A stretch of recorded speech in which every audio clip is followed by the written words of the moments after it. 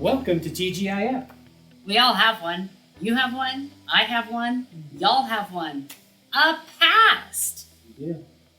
And we like to think of the past as the past, and we want to just move on and not worry about it. But we know, as we're listening to the chronicler and the things that he's bringing forward, there's something about that past that is just part of...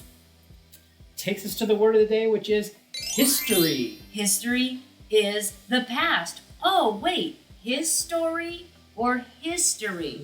My story or his story? You can play with that all day long. I think, and you really hit on what the chronicler is trying to do for us, because we know that these stories, they're all in previous books. So why is the chronicler doing this? What is his purpose and what is the goal? And so we're going to keep pushing in on and trying to find that as we go on. And we're in 1 Chronicles chapter 22. So it was kind of at the end of our reading this time, because we did go to chapter 22. And I think these couple verses here really clue in about what the chronicler is trying to do. So chapter 22, verse 18, halfway about 18b and 19a. So let's listen. For he has delivered the inhabitants of the land into your hand, and the land is subdued before the Lord and his people. Now set your mind and heart to seek the Lord your God. I really think we've hit here in 1 Chronicles what the chronicler was looking for and was looking to do, because again, we have these chapters that are lined out for us, telling a lot of us about David's story, the good and the bad and the struggle and everything that goes with it. But this section gives that great historical view of David as king, but what it unlocks for us here at the end is the chronicler is showing that David was this mighty warrior, great warrior. While David messed up here, messed up there, there is this thread that continues, God's thread, God's story in other people's lives. And so I think that's what we need to start focusing on here today is, okay, do I set my mind and heart to seek the Lord, our God, every day? Or am I just living my story, going through life? I think we kind of get caught up in the world sometimes, more than God's story. Right. And maybe there's not going to be a history book written about your story or my story, but do you realize each and every day the choices we make and the way we live, it's creating a history in somebody's mind. Your kids, your grandkids, significant other, family and friends. We've played with this before. What will they say about you when you're gone? What was the thing that stood out? So to think, well, that's in the history, that's in the past, moving on. Well, we have the opportunity in the choices we make each and every day that can make sure our history reveals his story throughout the duration of our life, on our last day to the end of our life, that we are remembered for more than just moving through life without that purpose of living within God's story, even though we have brokenness and we're going to fail, but is his story revealed through that thread?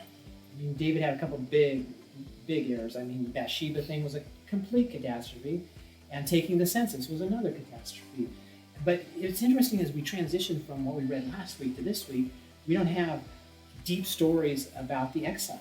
It's like the chronicler, why didn't he go into all the struggle and all that peace? Because he was trying to show that even in exile, when God's people were moved away, God was still at work. The thread of God's story was still going through all of that.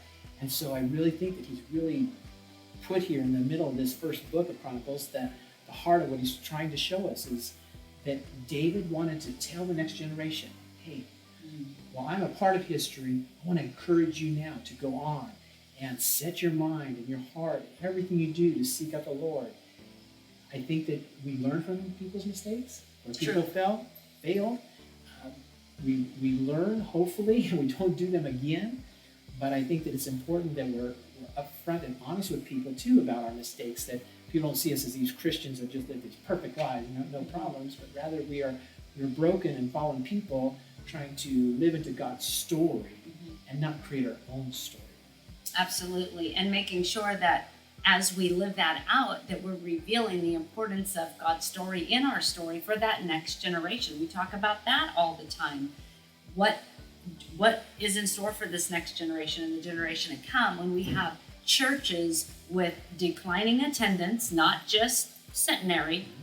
Talked to a couple gals this week, and their churches having the same thing with this decline, and people kind of pulling away from, not saying they're pulling away from God or the Bible, but they're not in that body of Christ in that worship setting, and that's what we're called to be. That's part of our story and his story, is that corporate worship, and we need to make sure that we are encouraging this next generation that is important. Even though y'all are super busy, you got to find where you're connecting to that community of faith. There's always a remnant of God's people that God preserves and moves in forward to the next generation. And so we've got to just really feed into that too as well. I like that idea of pouring into the next generation, that they're encouraged and they're uplifted. They may not have some of the things that our history had and the things the way we lived our lives. They're going to have new challenges and new things to look at, but to learn from our mistakes, to learn from where we went wrong, and be awakened, for lack of a better word, awakened to the God at work in everything they say and do.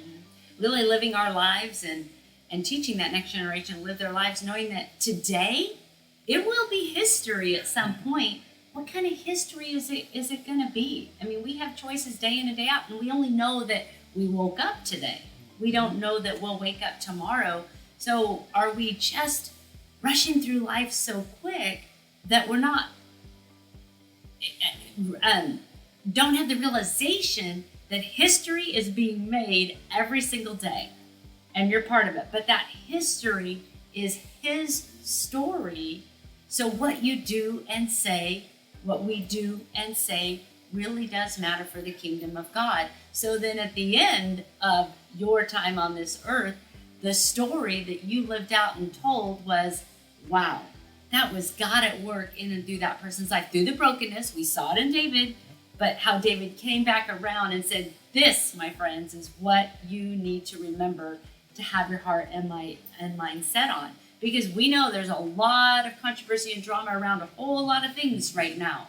But we have also the word that reminds us where our eyes should always be focused on. So as we move into next week, will be the last episode for First Chronicles. So you can go ahead and read on to from chapter 23 to the end, and we will wrap up with episode 3 next week. But what you're going to be thinking about, praying about, and working through, reflecting on, having conversation, creating conversations around with those in your household, fellow churchgoers, family, and friends.